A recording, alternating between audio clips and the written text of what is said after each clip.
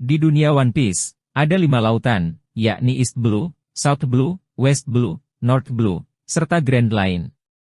Grand Line terbagi lagi menjadi Paradise dan Dunia Baru. Di sebuah pulau di lautan East Blue, terdapat sebuah kerajaan bernama Kerajaan Goa. Di kerajaan tersebut, ada satu desa yang identik memiliki banyak kincir angin. Desa tersebut bernama Desa Fusa. Selain kincir angin ada satu tempat yang sangat ramai, yaitu sebuah bar milik Makino. Pada suatu hari, desa tersebut didatangi oleh bajak laut, yang singgah setelah berlayar di lautan.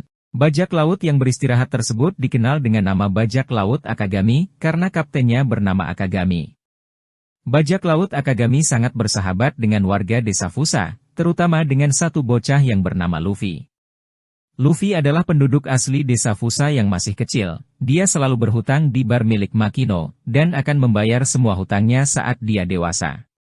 Pertemuan bajak laut Akagami dengan Luffy, membuat Luffy ingin menjadi bajak laut hebat, bahkan bercita-cita menjadi raja bajak laut, tapi apa daya, karena masih bocah. Ucapannya hanya menjadi ejekan dan bahan jail anggota bajak laut Akagami. Suatu hari ketika Luffy sudah sangat kesal, karena selalu diejek, Luffy mengambil dan memakan sebuah buah, yang ada di dalam sebuah peti milik Akagami, tanpa disadari oleh para bajak laut termasuk Akagami yang saat itu berada di sebelah Luffy. Sampai akhirnya Akagami sadar dan meminta Luffy untuk memuntahkannya. Ternyata buah yang dimakan Luffy bukan buah sembarangan, tetapi salah satu buah iblis yang ada di dalam dunia One Piece.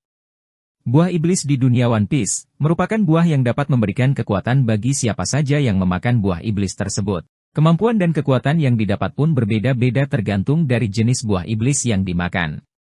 Sedikit saya jelaskan tentang buah iblis.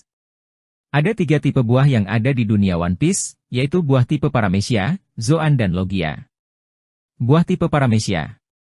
Yang paling umum dari ketiga jenis buah iblis tipe Paramecia memberi penggunanya salah satu dari berbagai macam kekuatan manusia super. Kekuatan ini mencakup hal-hal seperti generasi gelombang kejut dan lainnya. Buah Paramecia dapat mengubah fitur tubuh pengguna, memberi mereka fisik licin, badan pedang, atau kemampuan untuk membelah tubuh mereka sendiri menjadi beberapa bagian tanpa membahayakan penggunanya. Beberapa buah Paramecia memungkinkan pengguna untuk memodifikasi orang, benda, dan lingkungan di sekitar mereka dengan membuat benda melayang atau mengubah orang menjadi mainan. Buah iblis tipe Zoan. Pengguna buah iblis tipe Zoan memperoleh kemampuan untuk berubah menjadi hewan tertentu, serta bertransformasi menjadi bentuk hibrida yang menggabungkan atribut spesies mereka sendiri yang memungkinkan buah itu untuk berubah. Tidak seperti buah iblis lainnya, buah tipe Zoan dikatakan memiliki pemikiran dan kemauan sendiri. Ketika buah iblis Zoan ingin menjauh dari seseorang, maka buah iblis itu akan menghindar dengan caranya sendiri. Buah iblis tipe Logia. Yang paling langka dan paling kuat dari ketiga jenis buah iblis. Buah iblis tipe Logia memungkinkan penggunanya untuk membuat, mengontrol, dan mengubah tubuhnya menjadi elemen alami, seperti pasir, lumpur, asap, petir, tanaman hidup, dan bahkan kegelapan. Ada juga Logia yang dapat mengubah pengguna menjadi elemen buatan seperti kertas atau sirup permen. Kembali ke cerita. Buah yang dimakan Luffy merupakan buah bertipe Paramecia dengan nama Gomu Gomu no Mi. Buah iblis ini dapat memberikan kekuatan kepada penggunanya dengan memiliki efek tubuh lentur seperti karet. Akagami yang mengetahui Luffy memakan buah iblis itu berusaha untuk memuntahkannya dari perut Luffy. Tapi apa daya, kekuatan dari buah Gomu Gomu sudah menjadi satu dengan tubuh Luffy. Seketika membuat semua orang panik ketika tubuh Luffy melar seperti layaknya karet. Informasi tambahan, kelemahan dari semua buah iblis adalah, si pengguna tidak akan bisa berenang di lautan. Kembali ke cerita. Saat bajak laut Akagami dan Luffy sedang berpesta di bar Makino, ada sekelompok bandit yang dengan sengaja membuat ulah. Tetapi tidak dihiraukan oleh kelompok bajak laut Akagami. Sampai suatu ketika pada saat bajak laut Akagami sedang tidak berada di dalam bar milik Makino, dan hanya ada Luffy, rombongan bandit yang mengacau di bar Makino datang kembali. Di dalam bar hanya ada Luffy dan Makino, para bandit bercerita dan menghina bajak laut Akagami, dengan menyebut bajak laut yang lemah.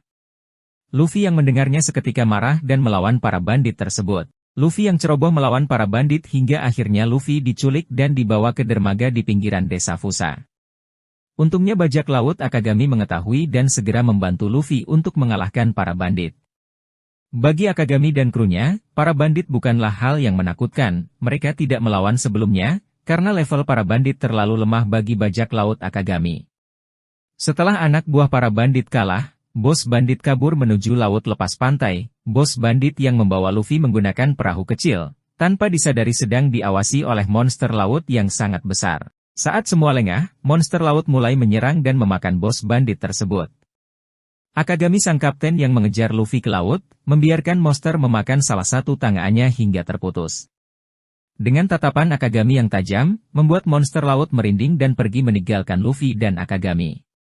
Beberapa hari kemudian, setelah semua kejadian yang ada di desa Fusa, akhirnya para bajak laut bersiap melanjutkan perjalanan kembali ke lautan. Sebelum berangkat Akagami memberikan Luffy sebuah topi jerami, dan memintanya untuk mengembalikan topi tersebut ketika Luffy sudah menjadi bajak laut yang kuat. Luffy pun berjanji kepada Akagami, akan mengarungi lautan, dan mencari rekan bajak lautnya sendiri, serta mewujudkan janjinya kepada Akagami,